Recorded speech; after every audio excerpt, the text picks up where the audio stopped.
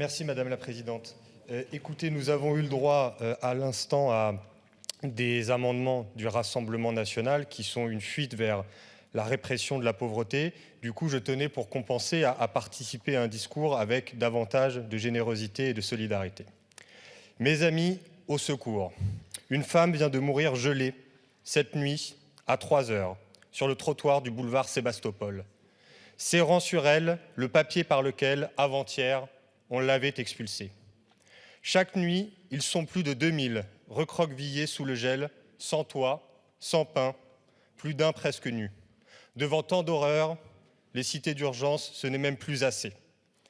Ce discours, vous l'avez peut-être reconnu, il s'agit du discours de l'abbé Pierre, de l'appel de l'abbé Pierre de l'hiver 1954. C'est un discours qui n'a jamais été autant d'actualité. Dans son discours, l'abbé Pierre, vous l'avez entendu parler de 2000 personnes qui vivent sans toit.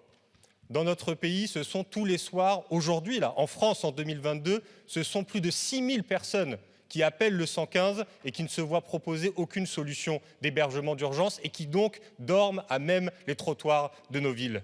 Cette misère sociale que vous refusez depuis les débuts des discussions de faire rentrer dans le débat, comme si on pouvait discuter de procédures d'expulsion sans se poser la question de après où vont les gens et quand on les expulse, s'ils se retrouvent à la rue, que vont-ils devenir?